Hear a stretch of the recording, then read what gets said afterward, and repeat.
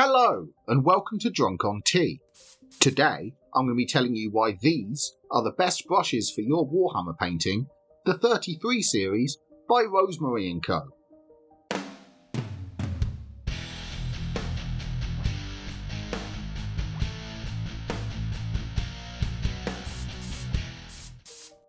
The first reason I recommend these brushes is the price.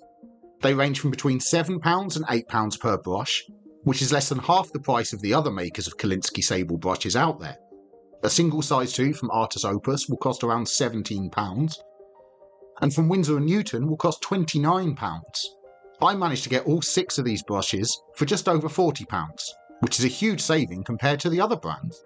With the lower price does not mean lower quality. I've been using my Rosemary Co brushes for years now, and they've held up as well as the Artus Opus brushes I have, and Winsor & Newton I've used in the past. If you look after the brushes, clean them regularly, they will last you for a long time and many hours of painting. My old brushes were starting to show a bit of age, so I picked up a new set of the 6 I regularly use. The size 2, 1, 0, 20, 30 and 10-0. All of these have their use and I'll show you how I use each one. These brushes are used on pretty much every model I paint. The only thing I don't use my Kolinsky Sable brushes on, and instead use cheap synthetics for shade and contrast paints, because these will wick up the bristles and into the ferrule, which is where you don't want to get paint as it dries and causes the tips to splay out. I also don't use them for metallics because the small flakes of metal can damage the hairs, and dry brushing because this will damage the paintbrush, shortening its life considerably. This is why I still always have some cheap synthetic brushes on hand for these jobs, but most of my layering and highlight work is done with these brushes. Now I'll show you how I use each brush and what I think of them.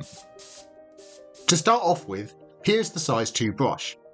As you can see, the bristles form to a perfect tip and the brush has a good sized belly for holding a large amount of paint. The brush is ideal for base coats. Although it's large, the fine tip gives you a good control so you only paint where you want to. And with the amount of paint the brush can hold, you don't need to return to the palette too often, meaning you can cover large areas quite quickly. There is a nice amount of spring to the bristles, allowing great control for how much pressure you apply to the models, so you can get consistent coverage with your paint across a large area. Because of that tip, it's also possible to get into areas of detail and paint every part of the model. Now for the size 1. Once again, the bristles come up to a nice tip, allowing great control with the brush. The smaller size is great for reaching into areas of detail and around areas you've already painted, but the belly is still large enough to carry a good amount of paint to cover the area that you're working on. The level of control for this brush is great and allows me to get base coats over the areas I want without worrying about getting them over areas I don't want to paint yet. Next up we have the size 0. This brush also has a great tip and really allows for that level of detail that's especially useful when painting smaller minis. This is ideal for painting areas like skin or other spots of detail that are surrounded by areas we've already painted. The level of control is great and the brush holds a good amount of paint without having to worry about overloading small areas and obscuring any detail. If you're enjoying the video, please press like. If you want more videos, press the subscribe button and ring the notification bell. This is the size 02. As you can see, the brushes are starting to get a lot smaller now. This brush is great for your first highlight steps. You can control exactly where you want the paint to go, and for a small brush it still has a good amount of spring to it, meaning it's easy to control the pressure and apply thin layers of paint as you build up towards your highlights. Because of the good point to the brush, paint flows off really easily, giving nice smooth coverage which is ideal when glazing to build up the transitions for your highlights. Now for the 03 brush. This one is pretty small, but still with that fine tip. This brush is my go-to brush for edge highlighting. The tip is fine enough for those really thin lines, but it also has that level of control so that you can control the pressure for consistent edge highlights across the model. It also holds enough paint so that you can paint several spots before getting more paint, and you don't have to worry about running out of paint midway through highlighting a panel on a model.